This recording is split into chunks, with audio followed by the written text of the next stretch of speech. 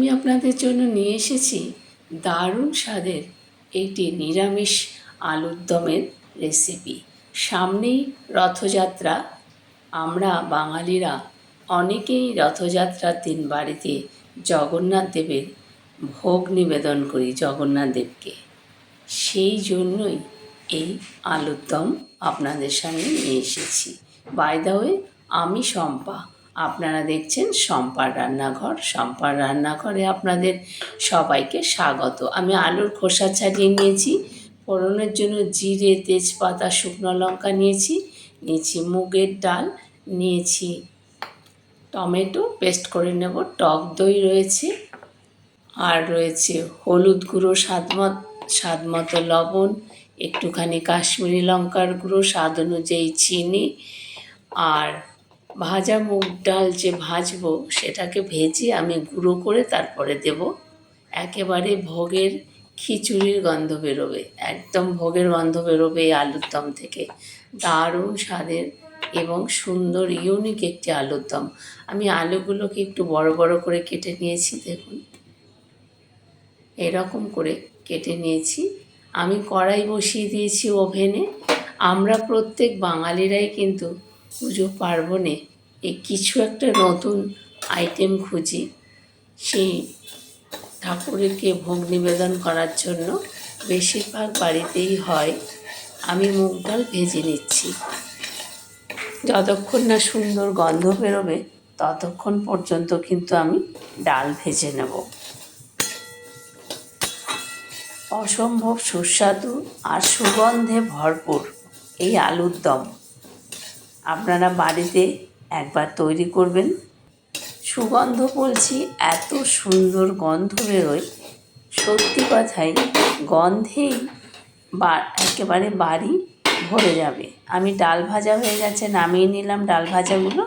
তবে ডাল ঠান্ডা হলে কিন্তু এটাতে মিক্সিতে আমি পাউডার করে নেব। তবে ডাল আমি আগে কিন্তু একটা কটনের মধ্যে খুব ভালো করে ঘষে যে সাদা সাদা অংশগুলো ওগুলো ভালো করে তুলে নিয়েছি। আমি কিন্তু একবারেই আলুর দমটা বসাবো ফোড়ন দিয়ে। আলু আগে ভেজে তুলে নেব না। আপনারা যদি চান আলু ভেজে তুলে রেখে তারপরে ফোড়ন দিয়েও কিন্তু করতে পারেন। শুকনো লঙ্কা ফোড়ন দিয়ে দিলাম গোটা জিরে, দিলাম তেজপাতা।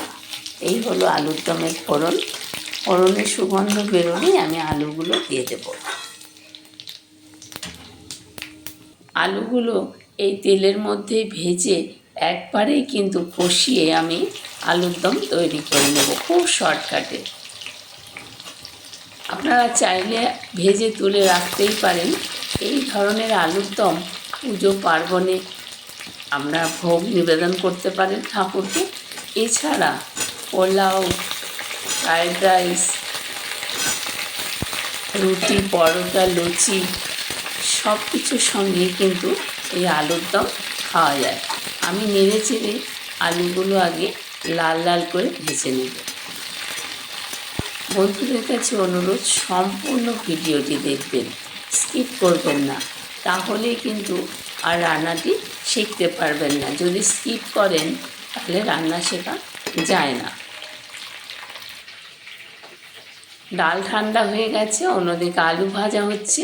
এবারে আমি ডালটা একটা ব্লেন্ডারে নিলাম, একদম ডাস্ট করে নেব। দেখুন ডাস্ট তৈরি হয়ে গেছে। এবারে আমি প্লেটের মধ্যে ঢেলে নিলাম। একেবারে ইউনিক একটা আলুর দম। মুগ ডাল গুঁড়ো করে ভেজে গুঁড়ো করে সেই গুঁড়ো দিয়ে আলুর দমের রেসিপি সত্যি অসাধারণ হয়। আপনারা যদি একবার ট্রাই করে দেখেন তাহলে বুঝতে পারবেন আলুর দমটা কতটা সুস্বাদু হয়। আলু ভাজা কিন্তু হয়ে গেছে, দেখুন। এবার আদা বাটা দিলাম, এক চামচের মতো। এবার জিরে আর ধনে আমি পেস্ট করে রেখেছিলাম, সেই জিরে ধনের পেস্ট দিয়ে দিলাম। আমি গুঁড়ো দিলাম না, আপনারা চাইলে গুঁড়ো দিতে পারেন। আমি টমেটো পেস্ট করে নিয়েছি, টমেটো পেস্ট দিয়ে দিলাম। এবার মশলা খুব ভালো করে কষিয়ে নেব।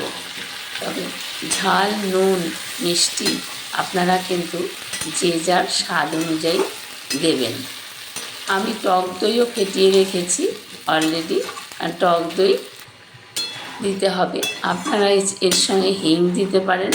আমি হিং দিইনি, কারণ মুগ ডালের গন্ধটা তালে আর থাকবে না। স্বাদ অনুযায়ী লবণ দিলাম।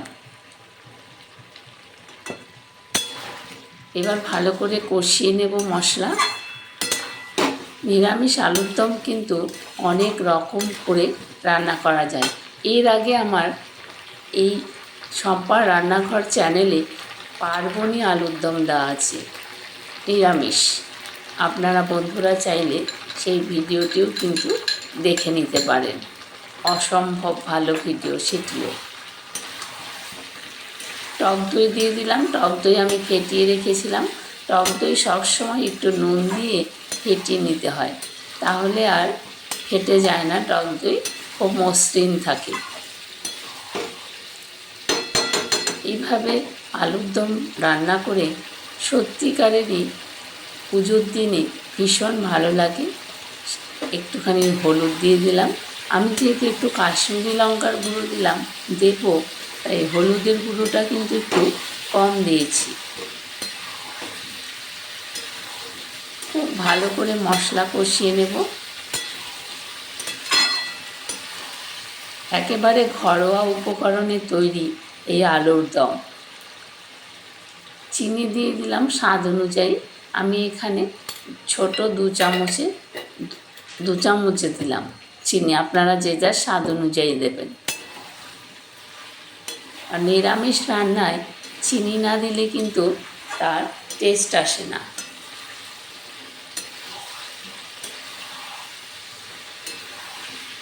একবারে কষিয়ে ঝটপট তৈরি করে নেওয়া যায় এই আলুর দম।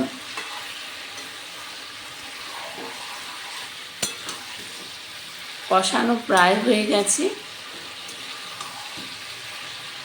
বন্ধুদের কাছে অনুরোধ, সম্পূর্ণ ভিডিওটি দেখবেন, লাইক কমেন্ট শেয়ার করবেন। আর যারা নতুন বন্ধু তারা লাইক কমেন্টের সাথে সাথে একটি সাবস্ক্রাইব করে বেল আইকনটি প্রেস করে চ্যানেলটির পাশে থাকবেন। আমি একটু কাশ্মীরি লঙ্কার গুঁড়ো দিয়ে দিলাম, দিয়ে ভালো করে মিশিয়ে নিচ্ছি। আপনারা চাইলে নাও দিতে পারেন, কোনো অসুবিধা নেই। ঝালের জন্য কিন্তু আমি কাঁচা লঙ্কাই ব্যবহার করব। কাঁচা লঙ্কা দিয়ে রান্না করলে যে কোনো রান্নাই কিন্তু বেশি সুস্বাদু হয়, আর ফ্লেভারটাও খুব সুন্দর হয়। আমি দিয়ে দিলাম স্বাদ অনুযায়ী কাঁচা লঙ্কা। আপনারা চাইলে শুকনো লঙ্কা দিয়েও করতে পারেন। দইয়ের বাটিটা ধুয়েই আমি জল অ্যাড করে দিলাম। আরও একটু জল দেব। জলটা একটু বেশি দেব, কারণ ওই যে ডালের গুঁড়ো দিলে পরে কিন্তু জল সঙ্গে সঙ্গে শুষে নেবে, শোপ করে নেবে। এই কারণেই আমি জল একটু বেশি দেব। আরও একটু জল দিয়ে দিলাম। এইবারে একটা ঢাকনা দিয়ে গ্যাস কিন্তু একেবারে লো টু মিডিয়াম টু লোতে রেখে মিনিট 10 রান্না করব, যাতে আলুটা খুব ভালোভাবে সেদ্ধ হয়ে যায়। কারণ আলু আমি আগে সেদ্ধ করে নিইনি, সেই কারণে আলু যাতে 10 মিনিট পর দেখুন আলু একদম সেদ্ধ হয়ে গেছে, পারফেক্টলি আলু সেদ্ধ হয়ে গেছে। ওই দেখুন আলু একদম সেদ্ধ হয়ে গেছে। এইবারে আমি দেব সেই ডালের গুঁড়ো, যেটা দিয়ে রান্না, মুগ ডাল ভাজা গুঁড়ো। সাথে সাথেই শোপ করে নেবে কিন্তু জল। আমি মিশিয়ে নিচ্ছি ভালো করে। দেখুন গ্রেভি একেবারে ঘন হয়ে গেছে, অসাধারণ হয়। একবার এইভাবে বানিয়ে দেখবেন আপনারা, অপূর্ব লাগে খেতে। দিয়ে দিলাম গরম মশলার গুঁড়ো, আর দেব ঘি। আলুর দম কিন্তু রেডি হয়ে গেছে। এবারে ঘি দেব তারপরে মিশিয়ে একটা ঢাকনা দিয়ে ঘি দিয়ে দিলাম আমি। এত সুগন্ধ বেরোয় এই আলুর দম থেকে। এইবারে মিশিয়ে ঘি আর গরম মশলা মিশিয়ে আমি একটা ঢাকনা দিয়ে 2-3 মিনিট ঢেকে রাখবো। আমি কিন্তু গ্যাস অফ করে দিয়েছি অলরেডি, না হলে এইটুকু গ্রেভিও থাকবে না।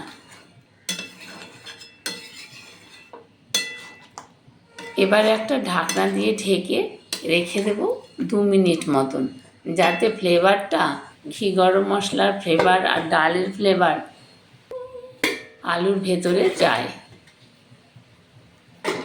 রান্না রেডি।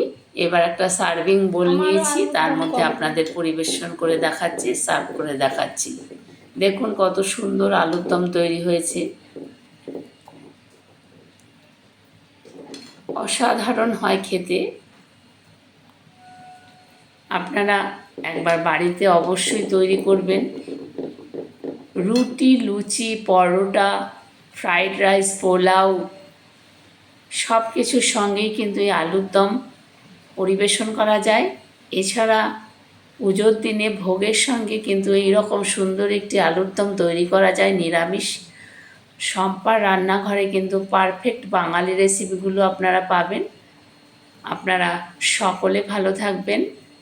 সম্পূর্ণ ভিডিওটি দেখবেন, লাইক, কমেন্ট, শেয়ার করবেন। ধন্যবাদ সবাইকে।